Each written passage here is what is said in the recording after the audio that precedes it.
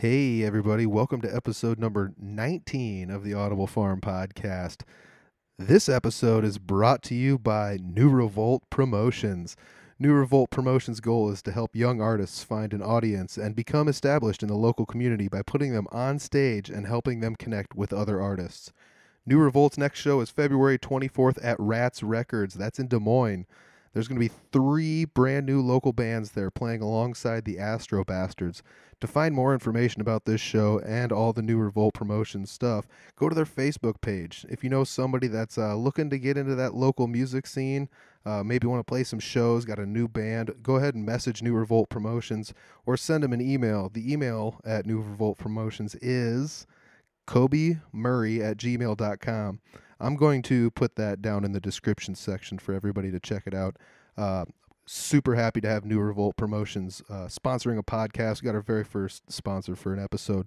So shout out to New Revolt Promotions. They do great work.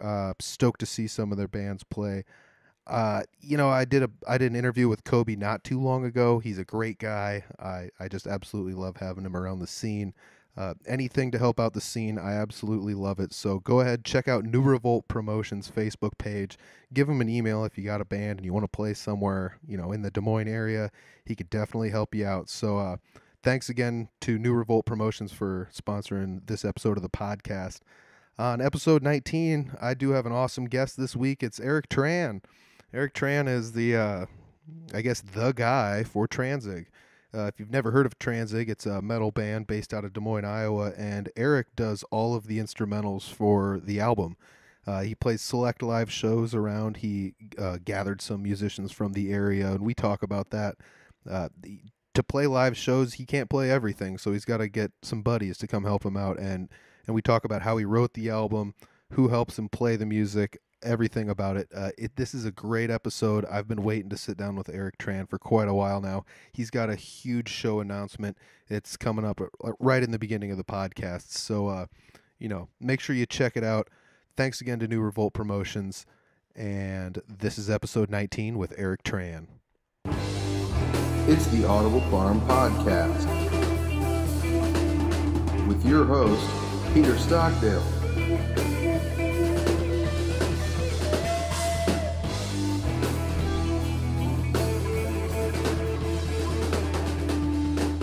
So how you doing today, man? I'm glad I'm sitting down with you today. Been looking forward to this for a long time. Yeah, we've been talking about doing this for quite a while, but we wanted to get this podcast that we were going to do kind of close to a cool show that you have coming up. Sure. I don't know if you want to lead off with that or Sure. Yeah, okay. So go for it, man. I'm going to let you do it. So my solo band Tranzig, we have the opportunity to open up for Marty Friedman. Nice. On Friday, February 8th in Iowa City at Gabe's. Yep. So that will be a dream show for sure. Yeah, no kidding. For those people that don't know Marty Friedman, Yes. was I guess you could call him the lead guitarist in Megadeth over probably their most popular years. Sure. And I was kind of wowed with his playing style because he does a lot of upstroke picking as opposed to downstroke picking, more like most of us do. So I always kind of took to what he was doing, and it's always I want to say super wowed me, but it was always just this is out of the ordinary, Yeah. So He's got a very unorthodox style. yeah. And just his phrasing is just very unique, especially as a metal player. I mean, it's Marty when you hear him. Oh, absolutely. And live, I saw him a year ago, 2 years ago in Omaha. Yep. It blew me away. One of the best shows I've ever seen. Yeah. Hands down. Who was the openers on that? Do you remember?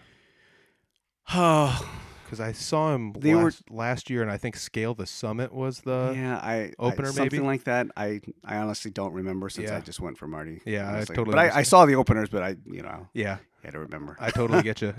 Yeah, I mean, I saw that Scale the Summit tour they did with them, and they usually pick up a local opener with them somewhere, and it was pretty cool, man. I was very wowed by not just Marty's talent, but the stage presence that he has on stage. I mean, he brings a band of killers with him. Oh, geez. Yeah, stage presence is just through the roof. Unlike a lot of typical guitar shredders, shall we say, he's got a rock and roll vibe essence to him. When he comes out, it's like this big, exciting, bombastic show without a bunch of flash. Yeah. With like you don't need a bunch of lights and smoke. Yeah, there's no and stuff. pyro. But his music, Mm-hmm. it just speaks for itself, and it's just amazing. And I can't say enough great things about Marty. Yeah, I mean, that's going to be a great show. Yeah. So your band Tranzig is going to open up for him. Yes. And I actually interviewed Ben Christopher. Yes. I was going to call him Brian. I don't. I've made that mistake 9,000 times, even to his face. And the joke is that Brian Christopher is a pro wrestler. Okay. I don't know. Remember Jerry Lawler? Yes. Okay, it's his son. It's Brian Christopher. okay. He was a pro wrestler. Yeah. I don't know why. It just stuck in my head. But he touched a little bit on the fact that he was in Tranzig and kind of put me in contact with you. So, Yes. So Thank you, Ben. Yeah, let's hear a little bit about Tranzig. Like, how did all that start, or what exactly? What is it? Yeah, what? Let's let everybody know for the people that don't know, because I listened to your guys' stuff on Spotify. Okay. And it's what, instrumental? What do you got? Like a lower and like lower toned kind of metal type stuff. Do you guys do downtune at all, or what is? Yeah, actually, I do C sharp standard. Oh, cool. The Tranzig stuff is my solo project. Nice. I played all the instruments on the record. Oh yeah. That's I right. wrote, record everything on the record. There is a guest performance from David Ellefson. Yep. And my friend Randy Walker. Okay. And my wife actually does a little bit of like keyboard kind of stuff, padding and stuff. Yep. On one of the tunes as well. That's awesome. But by and large, the record, it's a solo record. Yep. And I started writing it, 2.5, 3 years ago now. Yeah. And I finally recorded it last year. Uh-huh. I went into the Establishment studio here in Des Moines and, laid down, track after track after track. I had everything, in my head. And one of my friends, Jesse Knight, helped me demo some of the stuff at his home studios just so I could kind of have a framework of what I'm looking at. Yeah. But, a few years ago, I just wanted to do a record that was 100% me and clear to my vision, and it took a long time. Yeah, I can imagine. Like, just from an outsider's perspective, like I'm not a huge music writer. Like, I'm not the best at like writing music, but like I always thought it'd be cool to write my own album, and it seems like such a daunting task. It like, is, because it's like, where do you start, Yeah. and like, how do you start plugging things in together, whether it's riffs that will match together, or because some people do it in the style where it's like, I wrote 9,000 riffs and let's start stacking some together, or like, I don't know. It just seems like such a daunting and then you gotta, like you said, you played all the instruments, so you're playing the drums, you're playing the bass, two guitars, or more, sometimes later. Some songs have a lot more. Yep. But yeah, thinking of all the parts, making sure they all go together. Doing it by yourself, you're, a lot of times you don't have a band to bounce it off of. Bingo. You know, Yeah. so that's what gets hairy sometimes. Yeah. Halfway through the whole process, like, why the hell am I even doing this? You know? Yeah. But I'm a musician. I've been a musician for a very, very long time. I started playing in 1990. Okay. So it's been a long time, and I've always written songs. I consider myself more of a musician and a songwriter, and even kind of more of a producer than I am a lead guitar player. Yeah. I don't look at myself like that, even though some people may. Yeah. But even in every band I've been in, I've always kind of had a producer type role because I have a big picture vision of songs. Yeah. And that's how I write. So totally that's get kind of that. how I put all this together. And, it just all of it kind of came naturally. Uh-huh. All the songs, I cut a bunch. I only wanted the best stuff that I could possibly have on it.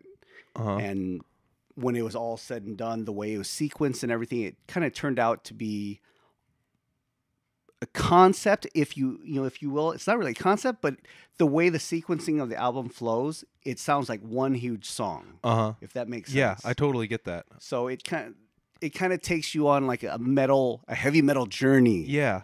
If that's the kind of feel, kind of like soundtrack music. Yeah, it's almost like Pink Floyd, where there's like there's an end to the song here, but if you like play it all the way through to the next song, it's almost like it doesn't exist. Exactly. Yep. Exactly. And and if you heard like one of my songs by itself without hearing the entire piece, it may not make any sense. Yeah, it feels like it was like pulled out of left field. Yeah. Because I mean, that word, I'm not compare you to Pink Floyd all the time, but yeah. same deal though. Yeah. It's sometimes you hear one of their songs on the record and you're like, this feels really out of place, especially like after a Boston tune or something, you know, like so. But if you hear it, like I said, all in context, it all works. And when I was writing the songs, I didn't want to use conventional formats. Okay. Yeah. Verse, chorus, bridge, chorus, out. Whatever. Yeah. So when I was writing it, a lot of it was like, I don't care what kind of structure we have. I don't care if it's too fast, too slow, too heavy, too light, whatever. I write 100% by feel. Yeah. I actually don't think about theory or any of that kind of stuff. I actually, I'm not even really a theory guy. It's kind of strange. In high school, I took theory classes. Yep. College, I took theory classes, and then I threw it all away. Okay. So the way I write now, everything I do, it's 100% feel. It has to make me feel something. It has to move me for me to play those notes. Yeah, certain notes. If that makes any sense, dude. I totally get it. So like, let me make another comparison then. So like, if you use only music theory, it's kind of like if you watch TV and they were like, well, this is guaranteed to get laughs. Let's make like a cookie cutter sitcom type TV show, and of course it fails because they didn't try and go out of the ordinary a little bit or push the envelope. And that's kind of what not following music theory per se is going to get you. Is you end up taking these weird gear changes with your music that music theory would say probably wouldn't work, but it totally does based on the emotion and feel of it. Obviously, there's great things about theory and understanding the mechanics, and I understand all that stuff. Yes, but at the end of the day, like all my favorite players, there's a feel element to their songs, to their solos, to their writing, and that's kind of what I've built through the years. Through I don't know how many records I've done, but quite a few. Yeah. So so that's kind of my come from, and I had to put out this album just for me. I'm 43 years old now, so I'm an older guy now, right? So I mean, I've been playing in clubs since I was 16, 17 years old. Holy cow! And I've done tons of shows. I've recorded, rehearsed, consistently for the last 20 years, easily. Yeah. And at this point in my life, I wanted to do this record to prove something to myself and put out the record that I've always wanted to do as a real solo record, but with a band vibe. Yeah. Even though I'm a one-man band, I feel like my music still has a band feel to it. So, so I put out that last year. It's on iTunes, Amazon, YouTube, all that stuff. Yeah. And then I started, I was thinking, well, how am I going to play this live? Yeah, exactly. So last year, I also play bass in Facecage. Okay, yeah, cool. And, cool. I was talking to Matt, the singer, and I was like, hey, let's have Tranzig open up, and he's like, yeah, that'd be awesome. So I was like, oh, man, I got 4 weeks, 5 weeks, or whatever it was to line up a band to learn the entire set. And perform it live. So I just threw together, reached out to a couple people that I've never played with. Ben was one of them. Yep. And I met Ben through his store in Perry, BRG Music. Yep. And I messaged him. I was like, hey, you interested? He's like, definitely. That's awesome. I was like, I'm in. Yep. It's like, okay, awesome. And then got a hold of Sean Rikina. He is the drummer for Taciturn and Prism and Portals. Okay. He's also does that Saturn Ascends, that Tool tribute. Yep. So contacted him, and then eventually got Joshua Clapp, who plays bass live for me. He plays in Horror Business, the Misfits tribute that I also play in. Yep. So all the so I got my three guys, and they all learn the set in like a month. A whole set of songs you've never heard before. Yeah, exactly. And so we played earlier. What was it? Earlier this year, last year? I don't remember. Time's flying. Yeah. Well, it's 2019 now. Yeah, so it would have been last year. Yeah, April of 2018, I believe. Yeah. So, and then we're just doing select shows ever since. So, just for fun. Like I said, this is just for me, you know, and I am very thankful that I've got top-notch guys that support what I do. Exactly. And are willing to do this, because it's not like they're getting paid. Yeah. This is really volunteer work. I try to give them as much as I can, but this is really out of their own time. They're all busy guys. We've all got families and whatnot. Yep. So it's super fun, and doing something like this is super fulfilling. Yeah. So Well, I'm totally digging on that. Not to like rewind too much, but you said you started playing in like 1990. Yeah. So like January 6th, I believe, 1990. So you know the exact date. Was it like you got a guitar after Christmas, or what's the deal here? Like, so I grew up as a Kiss fan. Yeah. Kiss got me into music. Yep. And when I was 14 years old, I lived in San Francisco. I grew up in Iowa for a long time. Moved to San Francisco. Okay. So we're in San Francisco in 89, 90. And I wanted to be Eric Carr. Okay. Eric Carr's my guy, right? Yep. So, I saved up, I don't know, like $230 or something like that cash. For a 14-year-old in 1989, 1990, that's a lot of money. Yeah, it's a lot of money. So I went to the local guitar center in San Francisco and I go, hey, I got, $230 or whatever. I want to buy a drum set.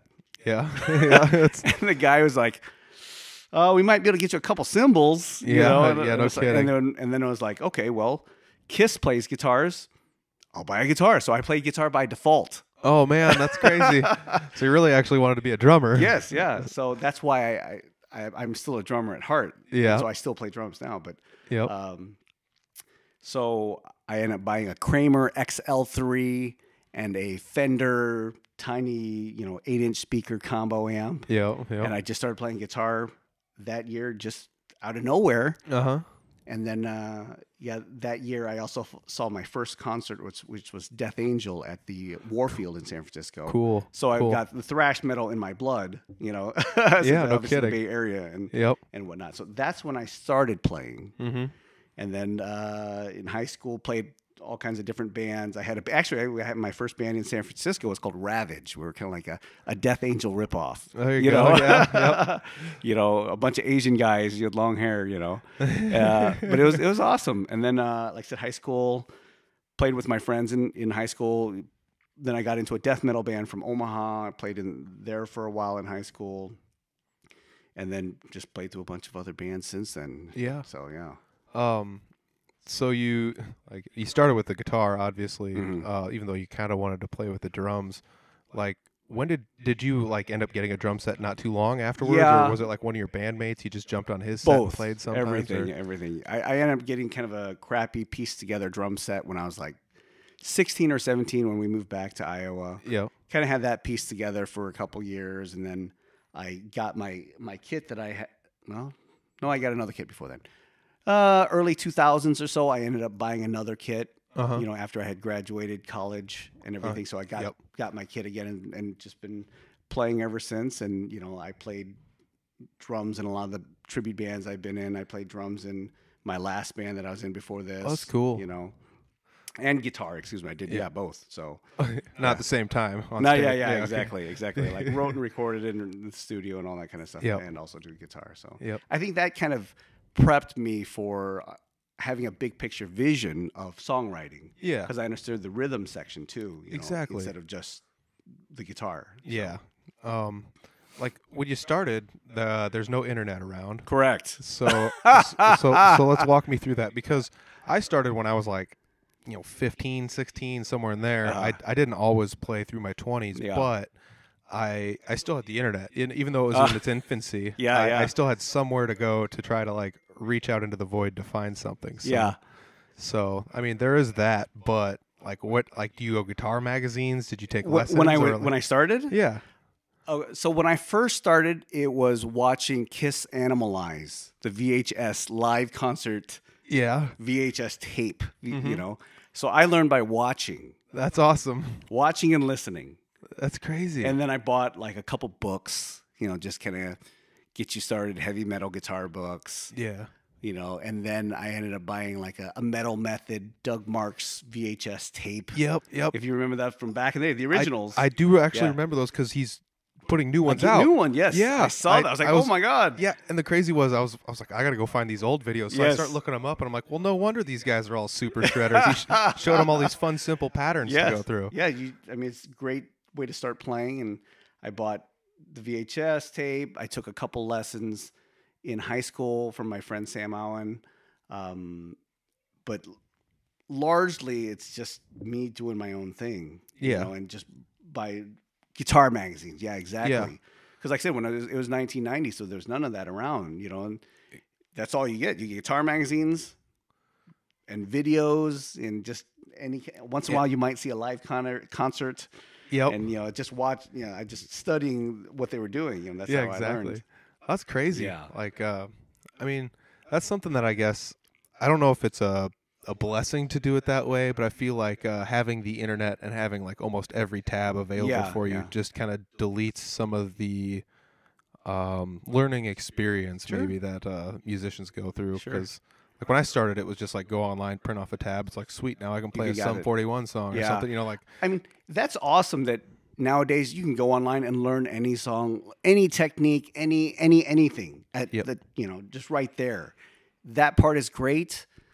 I think the way I learned it, because we didn't have it, you're forced to be more creative. Exactly. You're forced to really, really listen to your ear and develop your playing style and the way you play and the way you pick and the way you fret and to obtain that sound rather than, hey, he's playing, this tab and you play those notes. Yep. And that's To me, playing at least my own music, it's a lot deeper than just playing the notes. Exactly.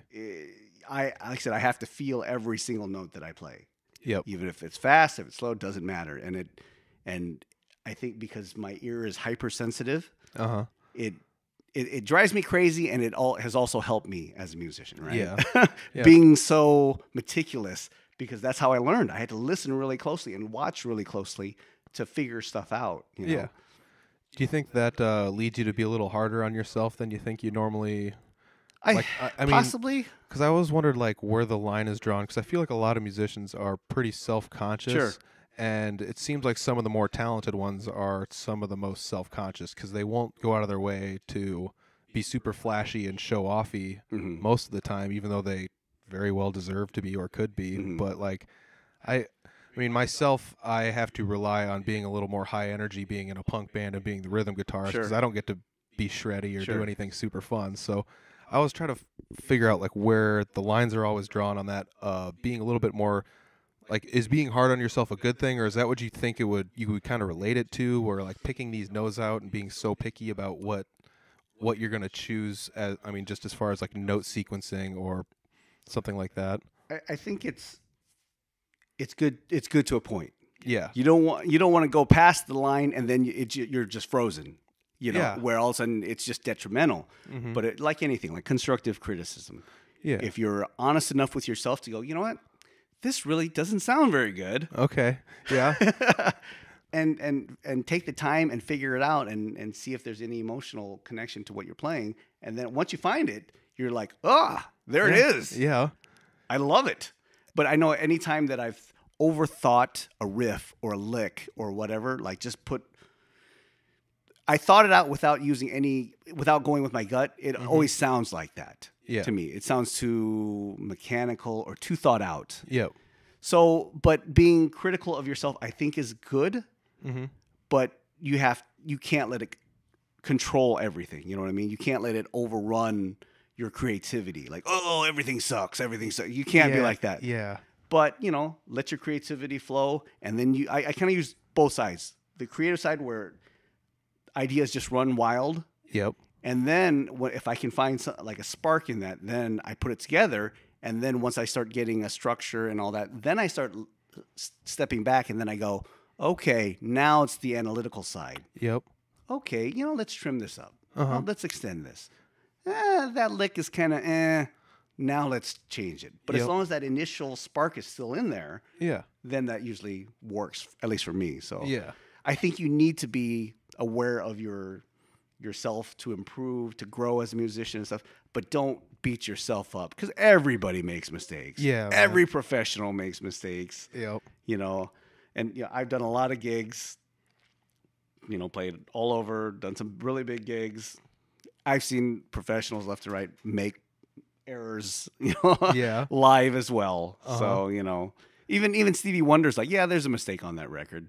Yeah. Stevie freaking Wonder, you know. Yep. So, so do you think that? I mean, I hate to just keep grilling you with like questions about how you feel about this stuff, but like, so you're gonna make this stuff on your own, and have you ever like run into a wall with a riff and then just set it down and come back to it? long time in the future. And yeah. Like, oh yeah, this is now I see where I was trying to go with. Of course. Because I don't know. You always read about that in guitar magazines. Like Steve Vai was one of the guys. He always used to talk about how he'd walk around with a tape recorder and just sing into it when he was like feeling something. And he's like, then he'd go back to a guitar later and try and play it out on a guitar and be like, meh, you know. Yeah. Like one of the songs was "For the Love of God." Sure. That was a song, like one of his most famous songs. Of course. And he like wrote the riff like the opening riff way back in the day. And he's like, I don't know what this goes with. And he didn't like it. And then he just kept tinkering with it until his second album when he was like, I'm going to pull this back out of the closet and see what goes on with this thing. Yeah. And it ended up being a really good song. Yeah. So it's funny how that works. Occasionally that happens to me too, where I'll just, I'll be stuck on a riff or a song and I don't know where to go with this. And then all of a sudden something will pop into my head. Yep. Like I wrote a song. I do some acoustic stuff with my wife where I play acoustic guitar. She sings. We recorded our first song that's out on iTunes, YouTube, all that stuff. cool. It's under Stephanie and Erich Tran. We wrote a song about our kids called No Words. Nice. And we wrote the song together, first song we ever did together. And we had the song pretty much ready to go. And I was like, it needs an intro. And it's like, the song isn't done. It's not, but we got the majority of it. And it's like, it's not done. And then all of a sudden I just started playing this little intro kind of riffy thing that came from an acoustic jam from when I was 17 years old. Oh, crazy. And we wrote this song with my wife 3 years ago. Okay, yeah. So a song from 20, 25 years ago, a riff back then that I hadn't played since, it just kind of naturally fell into place. That's crazy. And it was like, there it is. Yep.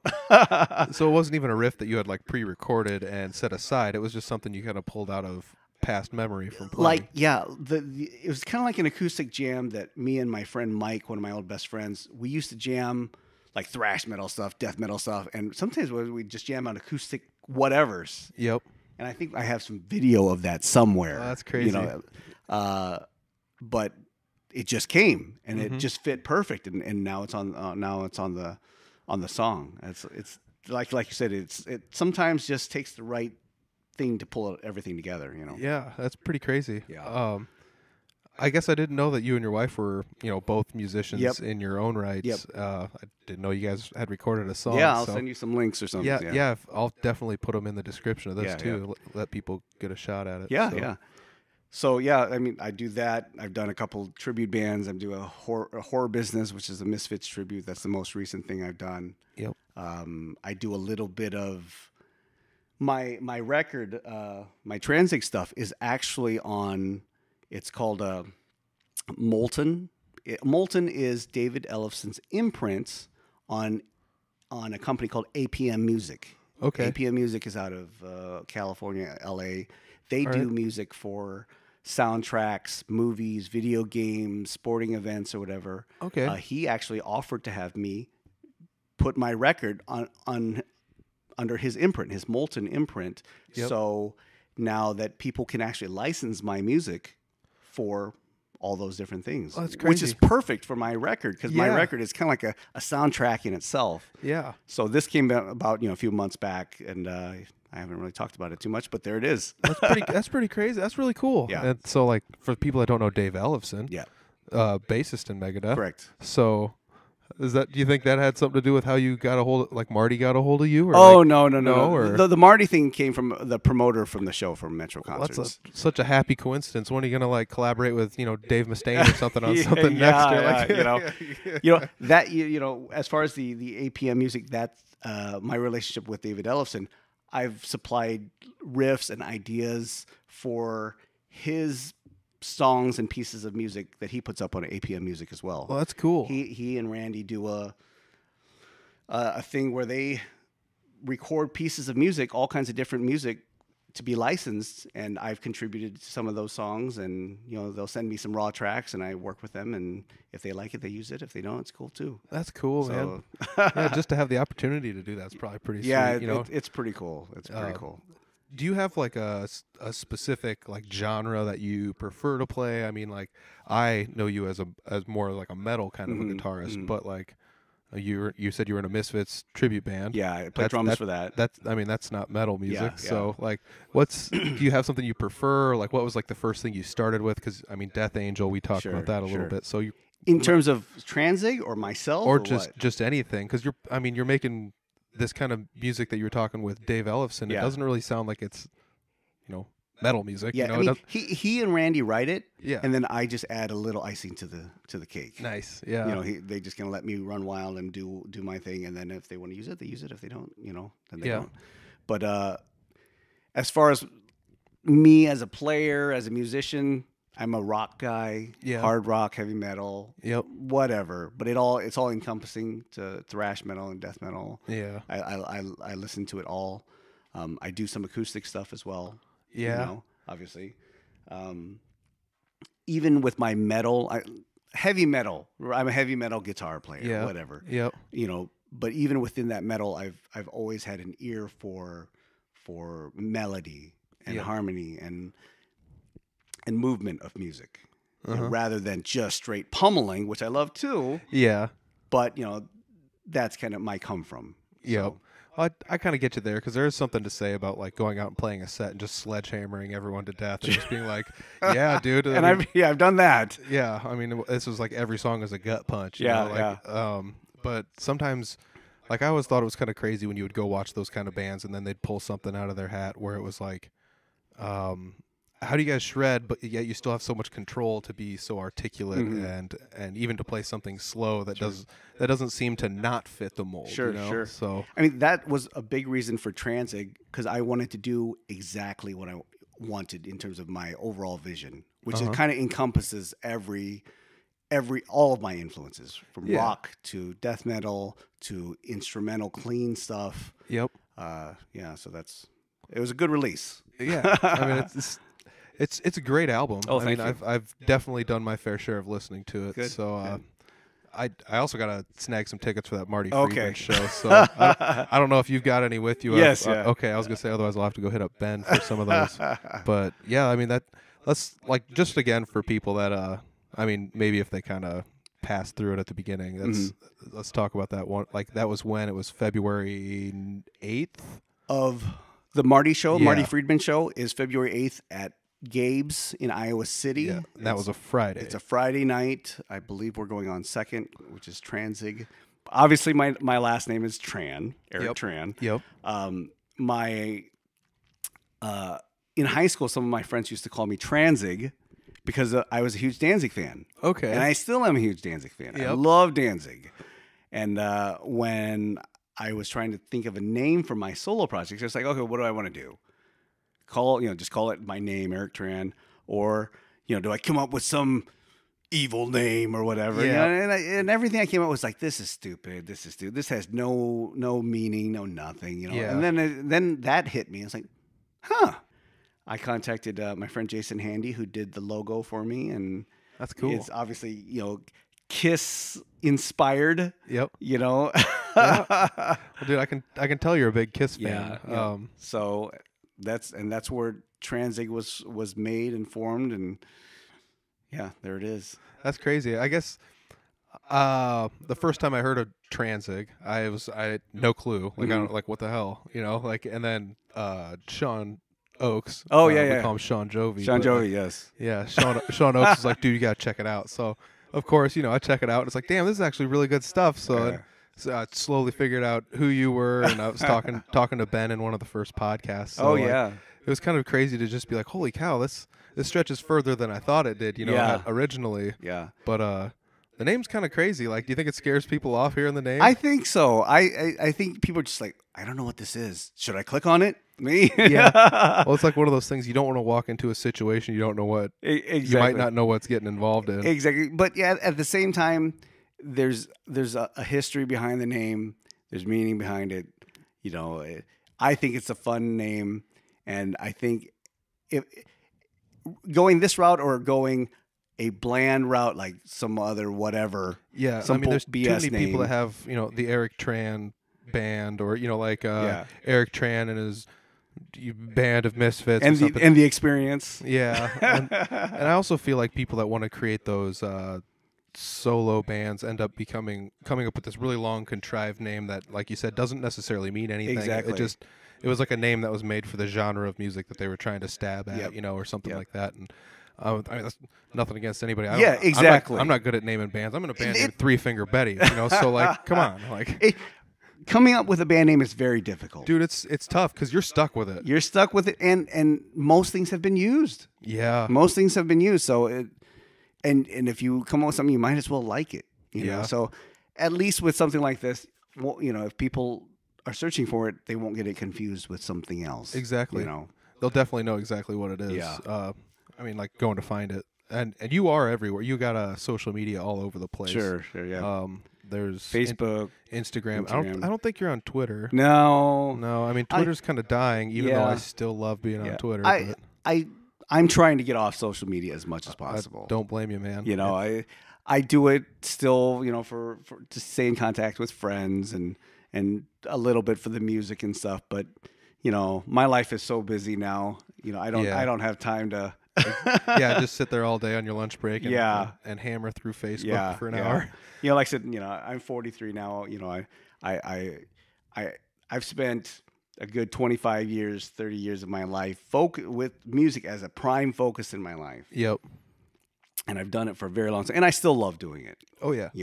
It brings me a lot of joy and a lot of fun. But at this stage in my life, I've got 2 young kids and everything. I've put my career on the back burner for a long time.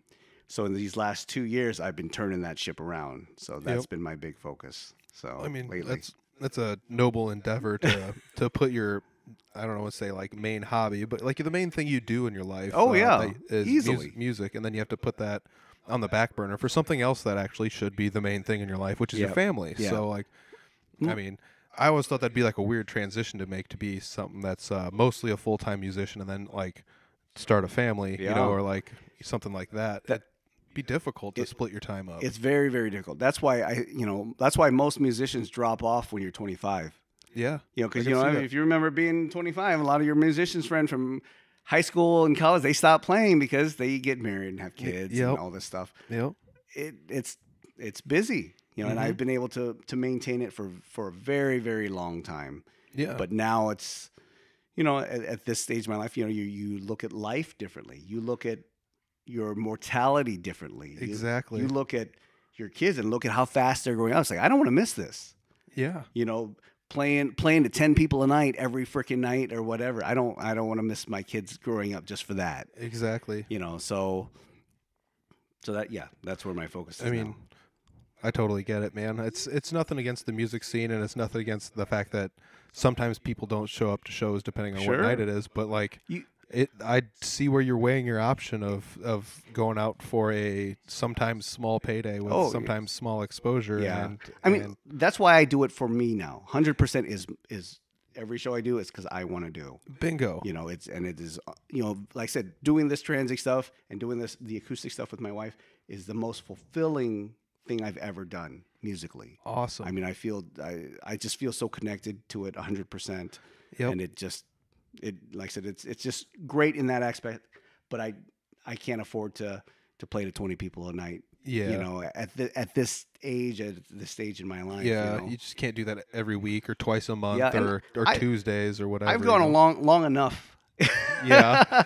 Like I'm not 25 anymore. Yeah. And I'm sure you've paid your dues. You've done plenty of the Wednesday night 6:00 shows or whatever it happens to be. So, do you think that the fact that this is mostly your project, the fact that you did everything all by yourself on this album, it's like, I don't want to say it came from your heart, but it's like pretty much your baby. Do you think that choosing to play when it's available to you and convenient to you, instead of just gobbling up any show date that you can, because I'm sure you could. Oh yeah. But like, I mean, it's not like they're just flooding in, but I'm sure you could just be like, I want to hop on this bill, and people would say, yeah. But do you think it's keeps you guys more fresh or better, or lessens you guys from being tired of playing the same material, or does it change the band dynamic that you have going? Or because I mean, there's multiple ways to go around and skin the cat of playing live music. Some people practice twice a week with their whole band and do shows every week, and like you said, they'll play the Tuesday night show if they want to. And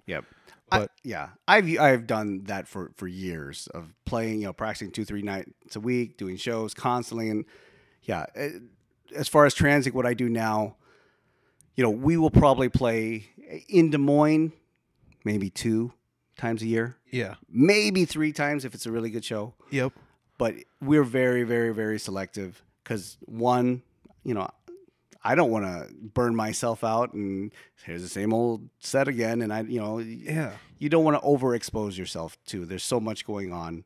And I think it keeps it fresh. Yeah. The rest of the band is busy. Everybody's got their own thing going on. Yeah. Ben has his Patient Zero going on. Yep. Sean has his solo projects going on.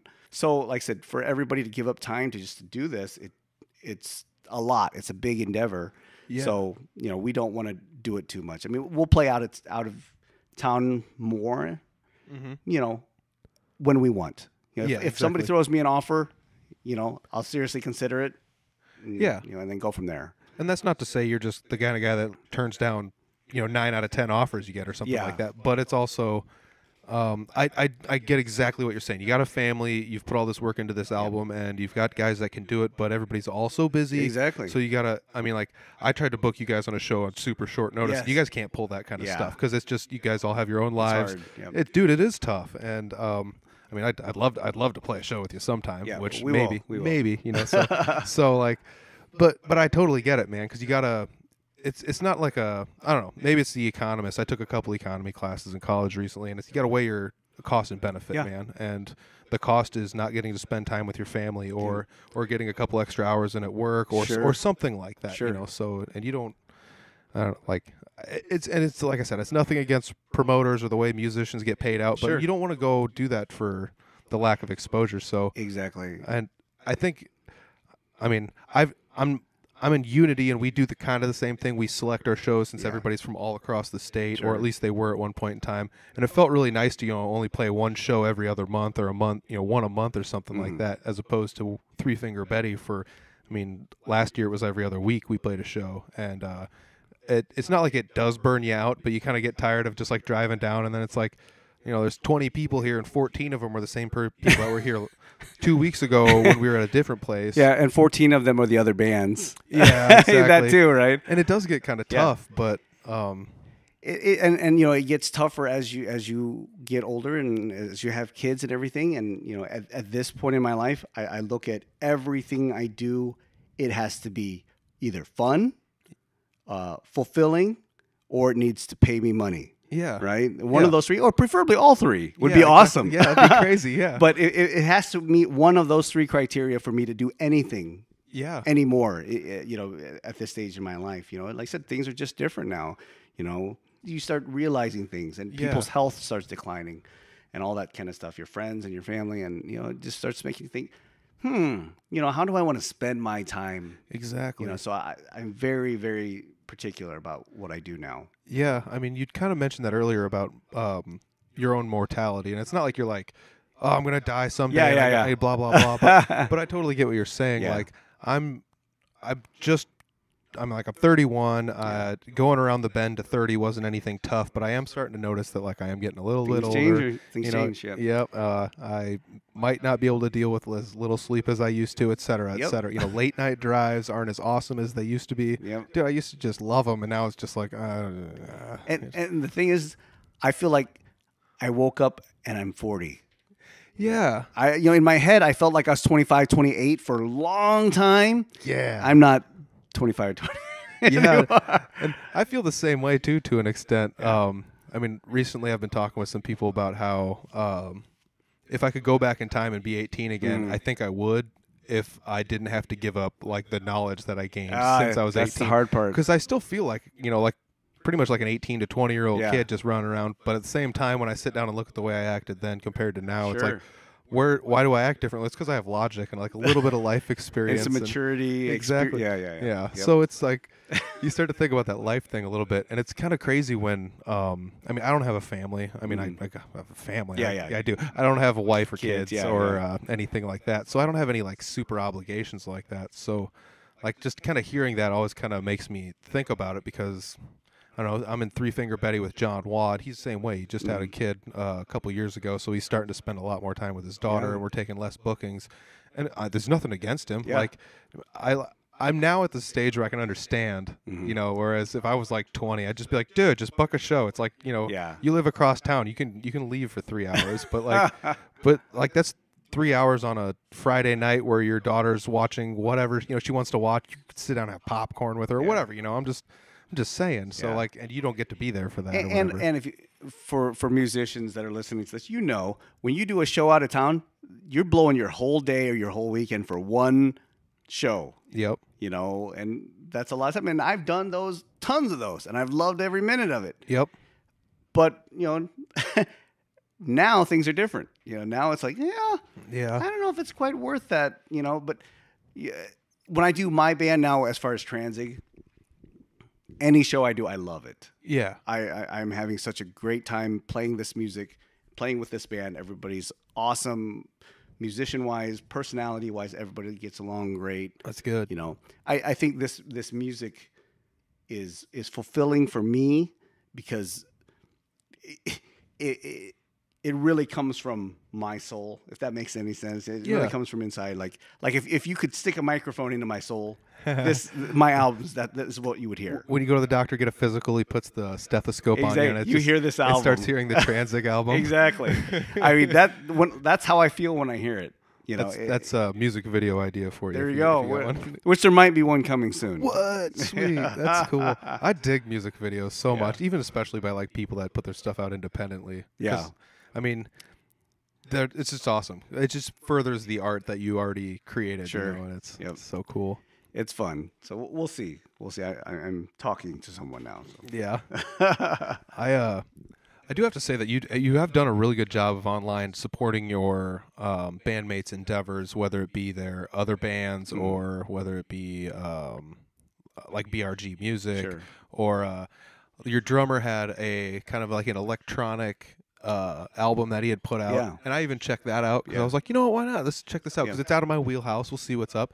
You know, and I'm not saying it's out of your wheelhouse too, but you shared it because it's something that he worked hard on, you know, and it's really cool actually because I wouldn't know hide nor hair how to start doing some of that stuff. So it's really neat to actually like get to see that kind of stuff, and I really dig your positivity online because it's not like there's no positivity in the music scene, but I feel like it is somewhat lacking in certain areas, and I'm just as guilty of it as other people at certain times. And so it's a tough thing, like, and that's the other thing about growing up. I'm kind of glad I didn't play music through my 20s because I probably would have alienated myself quite a bit. Yeah, I think most musicians after a while tend to become a little grumpy.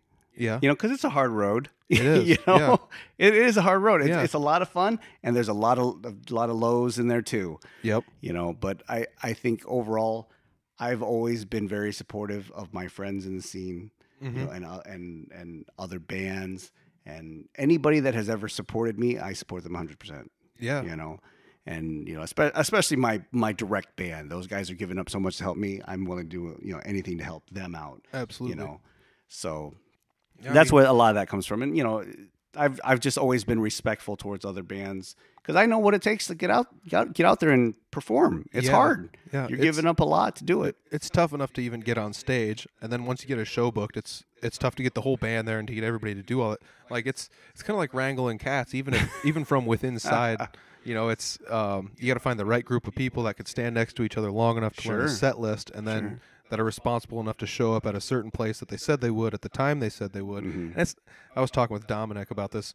Almost never happens where somebody just doesn't show up. You know, almost never happens, which is kind of crazy to me. I think you know, like for the amount of shows that get booked around, how many of them almost never get shown up. Like maybe weather, you know, might take someone out of it, but it's almost never that like a band has like a meltdown and just doesn't show up. If that happens, usually bands break up at that point. It's pretty crazy though. Like I think it's awesome. Like it's not like I've had any bad experiences with people in music. Like I said, I kind of isolated myself because I knew that my dynamic might not be super appreciated in a band. You know, because when I was younger, I was really headstrong. So like you get to grow up a little bit and see how people interact with one another is I mean, it's a reflection of me and like the bands that I'm in even. So, and I don't know, like just as far as supporting people, you've done a great job of supporting the Audible Farm podcast. I mean,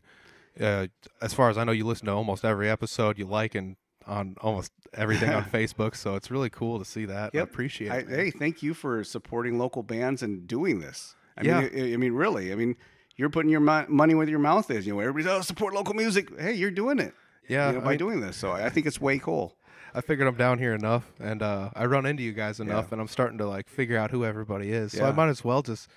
I want to have these conversations with you people, and I don't want to say I'm not like brave enough just to ask you out in person, but like, you know, I'm not going to track you down at a show and be like, "Yo, tell me your life story." Yeah, you know, but it is kind of cool to hear people's life stories, and you know, I mean, maybe it's not your whole life story, but selective installment of, you know, from an interview standpoint. But like, I got the idea from a handful of other people, honestly, but like it was tough to. Like 92.1 up in Fort Dodge has a radio station that interviews people, and Mason interviewed Three Finger Betty guitarist John, and I wanted to listen to it, so I listened to it, but then I found it harder on like Fridays at 5 to be in Humboldt or within radio range to listen to this thing, and I could go online onto their website and track down an old one, but it wasn't as easy as like a podcast.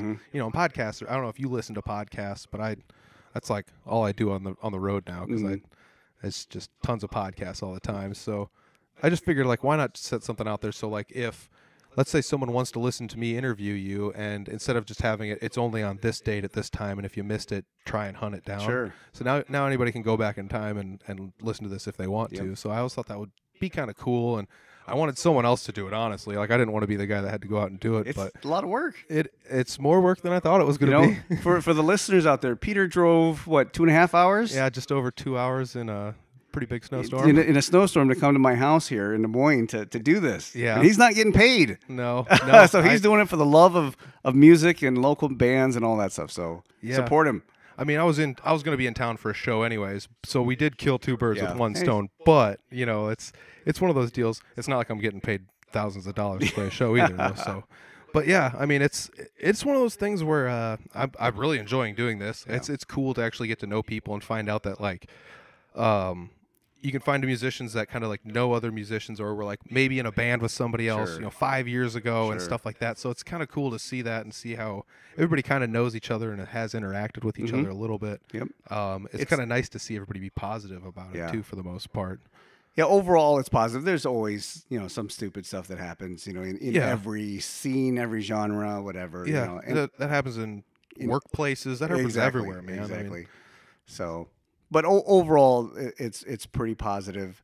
You know, I've been in at least the Des Moines scene since, I don't know, 95? Nice. 95, 96. So it's been a long time. Yeah. So I've become friends with a lot of musicians and worked with a lot of people here. So yeah, it's a small scene. Yeah, it actually is pretty. That's one of the things I found out. It is pretty small. When you get down to it. Yeah, you start figuring out who knows who and where the places are at that play music and like maybe the owners that have changed hands over time, and you're just kind of like, I'm kind of seeing how the patterns are laying out over here, you know? What's weird is seeing young people performing nowadays that were born when I started playing down here. Yeah, you know, it's like, you know, they were babies or whatever, and they're 20 years old now, and they're just playing the clubs now. Yeah, well, you can drink. Are you serious? Yeah.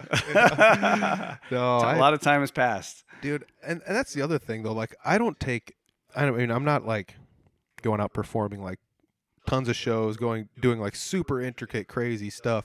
But I am taking what I do very, very seriously in the fact that, like, when I was younger, I'd come to the Vaudeville Muse and see a band, and I mean, maybe they didn't care if I was there, but it was one of those deals where it's like I drove down here. I was 17 years old or 16, and I mean, I drove from Humboldt still, so I drove like 2 hours down here, like sophomore, junior in high school, and I'm just like, yeah, let's check out this band that's going to be down here.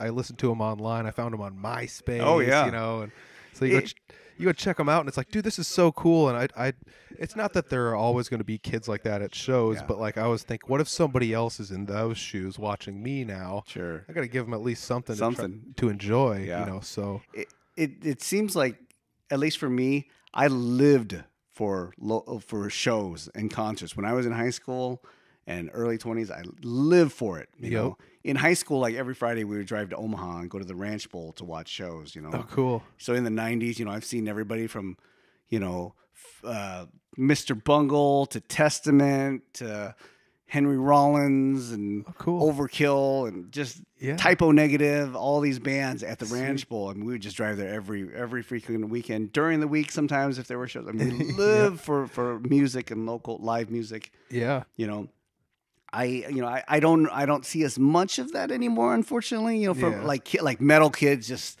hungry to see this stuff. There are some. And it kind of goes in waves. You know, the whole local scene and local music, at least in Des Moines, it goes in waves of really big popularity and then the dips too. Yeah, it does. Yeah, I mean, we and Dom were kind of talking about that. It's kind of funny how like weather almost doesn't play a factor in that too. Sometimes it seems like you never know in Des Moines. Nope. It could be middle of winter and everybody's there because nothing else is going on. Yep. You know, like so. some shows you think this is going to be packed and it's not. Yep. And then some that this is going to be terrible and there's a million people there. Yeah, exactly. Dude, I do feel you though. Like me and Clint, the guy who plays drums in Three Finger Betty and Last in Line and Speed Run and Unity and Thor, you know, okay. Mm-hmm. So he plays drums in like a million bands. Like when we were growing up, he was really close to my age. He was only a grade ahead of me. Mm-hmm. And his girlfriend that he has now, I mean, like the three of us, we used to just pack in a car and go to shows all the time. It wouldn't be nothing for us to drive to Chicago for a weekend to go to a show, or Minneapolis or Kansas City. Yeah. You know, Omaha. Pick a town that's like slightly nearby. We would go there. It didn't matter. So, I mean, the three of us drove to Vegas once for a show. Wow. I mean, I've driven to Indianapolis for shows, Louisville. Yeah. I mean, it just, why not? You know, do it while you can. Yeah, exactly. That was some of those things where it was like, I want to see this band, and there's no guarantee that they're going to come back. Yeah. And if they do, maybe they won't come as close. You never know. Yeah. So I think being from Iowa, we are hungrier for bands that come through, and we appreciate it more. Mm-hmm. You know, because I grew up in Denison, Iowa, which is a small western town. You know, town in western Iowa. Yep. And you know, Denison is a town of 7,000 people. And if there was any band playing in Denison, regardless of the style of music, me and my friends said, let's go. Yep. We got to go check it out. It's live. It's, you know, and that was the time period then, you know. Yeah. Now you can check out live music or bands on YouTube with great surround sound and all this stuff. But, you know, back then you didn't have it, you know. So we really appreciated new, you know, live music and new albums and buying CDs, all that stuff. So yeah, and I totally get it because Iowa's not. I mean, it's not like it's not a hot spot, but it's not really the hot spot for music. You know, like it's gotten better. Yeah, I think more and more bands are starting to realize that there is a music base here in Des Moines. Yeah, know? I mean, one of the things I think we lack in the Iowa area is a place to play that is somewhere between like Lefty's size and somewhere between like Wells Fargo Arena. You know, like there's not very many like medium-sized venues for those bands to come into. I mean, like there's like a couple in like Waterloo and maybe one in like Cedar Rapids. Mm-hmm. But Val Air used to do a lot of shows, and they were kind of that medium size. Yep. But I don't see them doing as much anymore. Yeah, I don't know if that has something to do with the noise ordinance issue they had a few years ago. And that was a sad deal. Yep. Like this place that's played music and had people in there for famous people, for 60 years plus or whatever it is, and then all of a sudden people were just like, I don't like it. Like, okay, I guess. I mean, granted, like, you know, in the 60s and 70s, it was probably quieter. They probably weren't blowing out. You know, I don't think they had the, you know, 100,000 watt subs that they have now. You know, that the neighbors hear nowadays. Yeah, you know? they feel it. You know. Yeah. So yeah, I don't know. We're actually like really close to an hour, which is crazy because the conversation just time flies, man. So, we plugged a little bit of your social media. Do you want to plug any more? I think you got a YouTube channel. Yeah, YouTube, just Tranzig, Tranzig. Search for Instagram, YouTube, Facebook. Yep. There's some music on there. Yeah. iTunes. Yes. Yeah, if you want to. iTunes, Spotify, all that stuff. I would recommend, if you listen to the album, listen to it in sequence because it makes more sense. Yes. In that aspect. We'll probably play in Des Moines maybe this summer. All right. So we'll probably be the next time we play. That's cool. So catch us when you can, because we don't play very often. Yeah, that's the thing is like I wanted to see you guys play. Gosh, when was your last show? Was that the Lefty show? Maybe was the one you did with oh yeah, Dogs of Neptune, Bingo. God Coach. Yep. I wanted to go to that show and I couldn't make it. I was, that was super a fun upset. One. That's a fun one. I know you've played with Patient Zero a couple times, and I got to play with them once. Before I knew what was good for me, or something. It was one of those deals where you sit down and you're like, God dang, these guys are good. Yeah, they're awesome. It up. So they're awesome. I'm stoked to actually get to see, and that's a crazy thing. I can't believe I've never seen you play, even though you only play select shows. Yeah. Because most of them I've been in town, but unfortunately I'll be like across town playing a show or something. So it's unfortunate, but someday I want to get to see you guys this live. Summer. Yes. This summer, Well, Marty Friedman. Or the Marty Friedman show. I'm going to get to see. Dude, it's going to be great. So, yeah, that's February 8th. February 8th for that one. Yep. And then maybe we'll do a couple more next summer throughout the area. I'm hoping to get out to like Omaha and Minneapolis just for fun, you know, and yeah, just have fun with it. Sweet. So make sure you check them out online. Go to all the social media. I'm sure you'll share some with me if I can't find them. Yep. I know the big ones. I'll get them to you. All right. Well, I appreciate it, man. Yeah, thank you very much, man. Thanks for doing the podcast. Erich Tran, everybody. Wow, that was a great episode. I had a great time sitting down with Erich Tran, talking to him about just his band Tranzig, how he got it all started, and just his journey through the scene a little bit, and why he plays select shows, and he's very justified in his feelings. I don't necessarily have a family of my own, so my time's a little bit freer than his is. If you can make it to one of his shows, I super suggest it. That Marty Friedman show is going to be off the hook. So I bought 2 tickets already. I'm going to be there. I cannot wait. Right after the interview, I bought 2 tickets from him. I even bought a shirt and a sweatshirt. So I'll be wearing one of those at the show for sure. Stoked to see Marty again. It's going to be a great time. Thanks again to Erich for doing the podcast. Thank you for supporting me as much as you have. You're a beacon of light in the scene down in Des Moines. I super appreciate it, man. Can't wait to check out your show. So thanks again for doing the episode. And thanks again to New Revolt Promotions for sponsoring this episode. New Revolt Promotions' goal is to help young artists find an audience and become established in the local community by putting them on stage and helping them connect with other artists. New Revolt's next show is February 24th at Rats Records. Rats Records is in Des Moines. Check it out. It's a great place. There's going to be 3 brand new local bands playing there alongside the Astro Bastards. I love the Astro Bastards. They're so good. I got to play a show with them with Three Finger Betty not too long ago, and I get to play a show with them in the next month. So that's going to be super awesome. I can't wait for that show either. That's going to be in my hometown in Humboldt, so that's cool. If you're in the Des Moines area and you don't want to make the jaunt to Humboldt to see the Astro Bastards play with us, make it to that February 24th show at Rats Records. Astro Bastards are going to kill it. They're bringing 3 brand new local bands with the help of New Revolt Promotions. If you want to find more information on New Revolt Promotions, find the shows they're promoting. They have a Facebook page. You can go to Facebook and search for New Revolt Promotions. It's there. I've got a link to it down below as well. If you want to play in a show, if you've got a band, you got a new band, you're looking to just find your way through the scene, hit up New Revolt Promotions. They can help you find a show in Des Moines to play on. They got an email address. I've got that in the intro. It's kobemurray@gmail.com. Once again, that's down below if you want to send them an email. Otherwise, go to New Revolt Promotions Facebook page and send them a message. Give them a like too while you're there. It's a great cause. They are doing an awesome job supporting the music scene, and that's what it's all about, ladies and gentlemen. Got to support that music scene. And I want to thank each and every one of you guys for tuning in, listening to the podcast every week. I am blown away by how many people I just say, hey, you're the podcast guy. And it's like, oh, holy cow, I guess I am. I never thought of that. But we're almost 20 episodes in now, and I've got more podcasts lined up. I'm busier than I have ever been in my life, and I'm still going to make time for this. I promise it. If I can't, you'll know it's for a good reason. I guarantee it. So I can't wait for you guys to check out the next show. I can't wait to see that Marty Friedman show with Erich Tran. That's going to be so good. So go ahead, check out Tranzig stuff. Check out that New Revolt promotion page. Hit them up if you want to play a show in Des Moines. Check you guys next time. Thanks for listening.